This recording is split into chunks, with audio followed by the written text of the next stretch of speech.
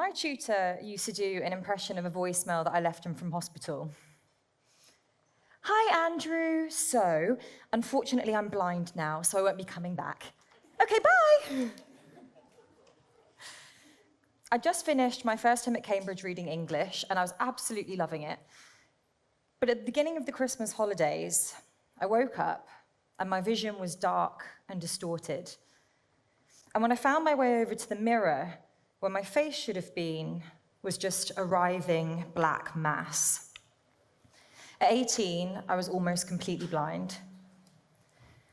It's really hard to describe what it looked like, so I've tried to visualize it for you. So here is Reggie.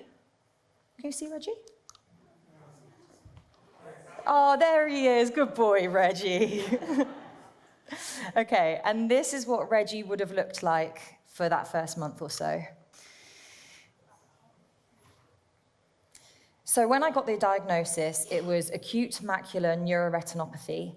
Fewer than 60 cases known worldwide, no treatment, and only a very slim chance of recovery. For no discernible reason, I did recover. So this is what Reggie looks like now. And I'll have this, what I affectionately call my sparkly blob, for the rest of my life.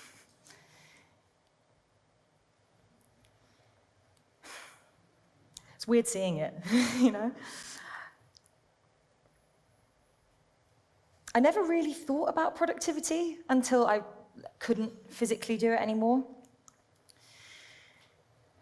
But this happening made me ask questions that most people never get the space to ask. And it made me think about productivity and work and achievement in completely different ways. And I hope by sharing this today with you, it might shift something for you too. But first, let's start at the beginning. So let's go back to Cambridge, 2013, just in time for the next term. Now, I already felt on the back foot with my state school education and my lack of tennis skills. And now I had this mortifying problem in tow. So naturally, I pretended it didn't exist. Act 1, denial. I worked the way I thought high performers should work. Lucozade-fueled all-nighters in the library, reading Shakespeare until I could barely see. I just plowed through. Now this, you will not be surprised to hear, was a very bad strategy. My essays were as tired and confused as I was, and I was so stressed, my hair started falling out in clumps, visually impaired, and bald patches. It's not what you want at uni. You would think that this would be enough to spark some sort of big change. But when you're in the depths of something, it's really difficult to see where things can change, let alone how. Now, you don't need to be visually impaired to understand this. Imagine that you have one of those massive backpacks. And in that backpack are stuffed all of your worries, your traumas, your ambitions. And some of them are shoved deep down, and others are moving in and out. If you figured out how to shoulder it, or if you have someone to share the load, it can be bearable. But sometimes it's not just that your bag is heavy, it's that you're carrying it all wrong. The straps are twisted, there's something poking into your back. Everything feels much heavier than it needs to. And our working world treats us largely like we can just check those bags in at the door. And while it's obviously important to be professional, your bag is strapped to you 24/7, and pretending it's not is exhausting. I wish I could go back to my younger self and say, don't worry about this productivity thing. There is no one size fits all. There can't be, when everyone's load is so different. In fact, you can make tiny intentional changes to make things feel that bit lighter. But I hadn't learned that yet. So, back to the story.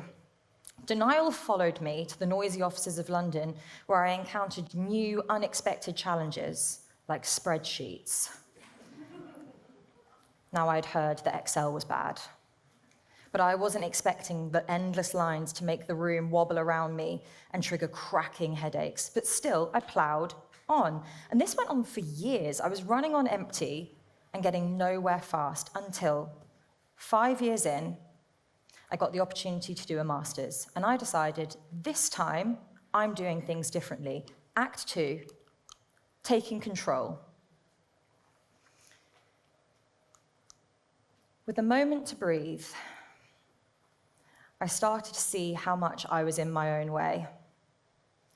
I've been trying to squeeze myself into this high performer mold, and it wasn't only draining, it wasn't working. What happened to me wasn't my fault, but I was starting to understand that it was my responsibility. It is my responsibility to deal with it. So, where I used to spend hours on my laptop for only very diminishing returns, I started to focus on time away from my desk, which it turns out is just as productive. Long walks helped ideas to percolate. Focusing on nutrition and exercise amped up my energy and my focus. And it turns out that regular breaks are a productivity supercharger. I was starting to form my own version of productivity, slowly, but I was doing it. One that took my limits into account, but made high performance more sustainable for me. The cosmologist Jan Levin really sums up this realization, saying, I used to resent the obstacles along the path, thinking, if only that hadn't happened, life would be so good. Until I suddenly realized, life is the obstacles. There is no underlying path. Accepting my obstacles worked for me. I got the top grades. I was the healthiest I've ever been.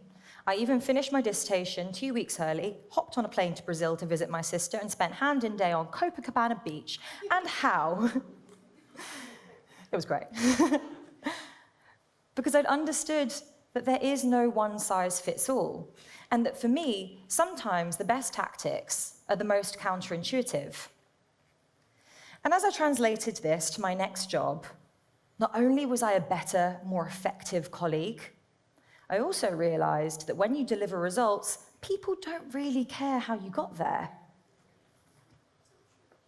Well, I wish we could end the story here. But we can't. Act 3, unlearning and relearning. In 2020, my partner and I started building an app to help people find their version of sustainable productivity. And at first, building something from nothing was magic. But you know what's coming. It's a story so common that history has given us a name for it. In 279 BC, King Pyrrhus of Epirus defeated the Roman army at the Battle of Asculum. But this was no cause for celebration. The Greek king lost thousands of men, including many of his best. And 2,000 years later, we still know the experience of a huge success, but at a terrible cost, as a Pyrrhic victory.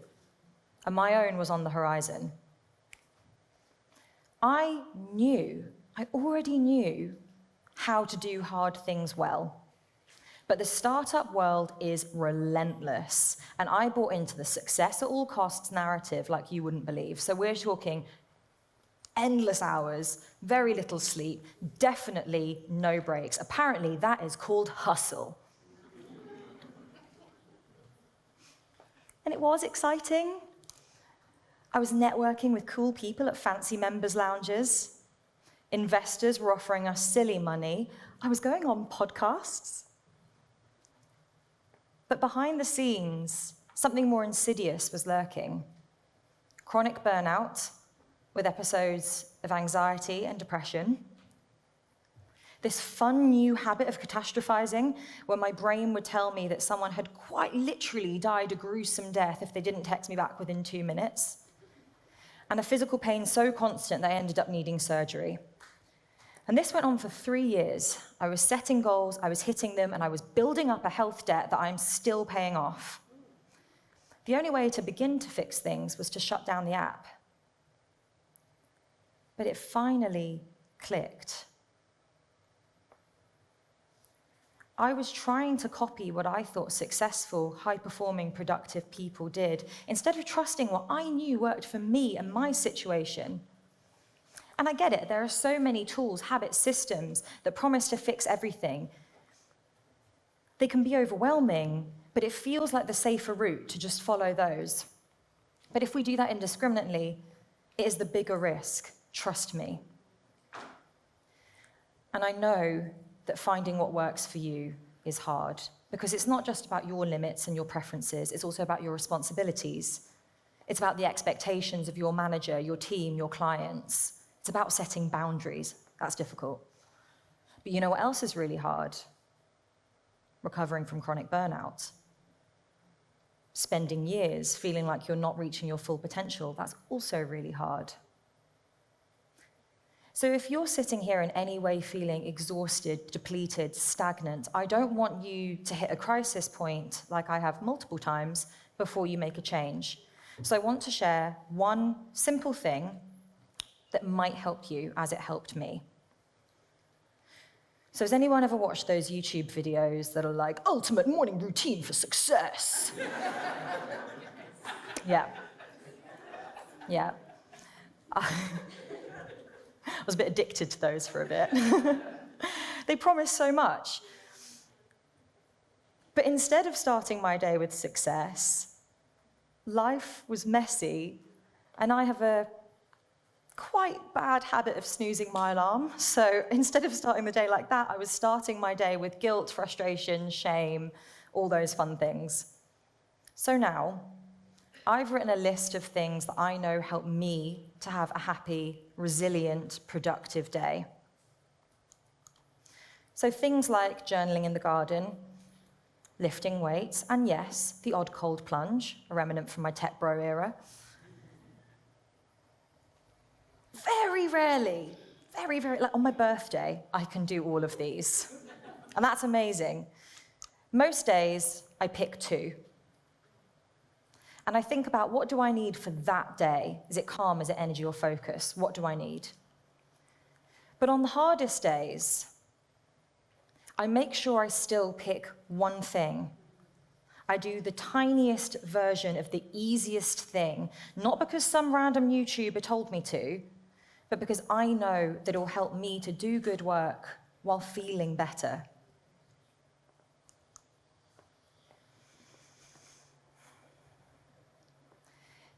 I wish that I could give you a little template for you to take away of the perfect morning routine, but I can't, because what works for me might not work for you. My backpack contains migraines, but it doesn't contain getting kids ready for school or navigating shift work or the unshakable weight of grief. And what works for you one day might not work another, because the ground is constantly shifting beneath us.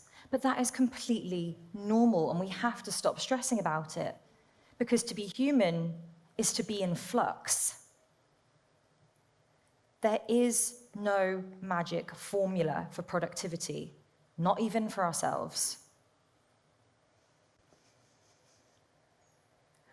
Losing my sight helped me to see a lot of things differently, but it really made me see that this productivity thing, there is no fixed version of it. In fact, productivity is just something that we can manipulate in big ways and small to build the lives that we deserve. Because life doesn't start when you shut your laptop. Work is life. It's happening when we're in back-to-back meetings with that annoying colleague. It's happening when we're stuck at our desks. It's happening when we're knee-deep in sticky problems.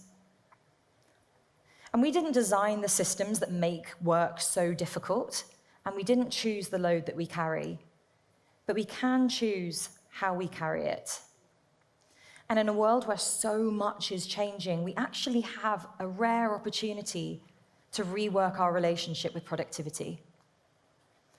So tomorrow, or Monday, I would like you to pick one thing from your menu to nudge you towards doing better work and feeling better.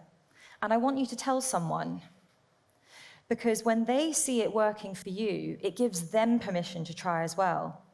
And that's where a ripple effect begins. And it all starts with asking ourselves, every now and then, what would work look like if it worked for me? Thank you.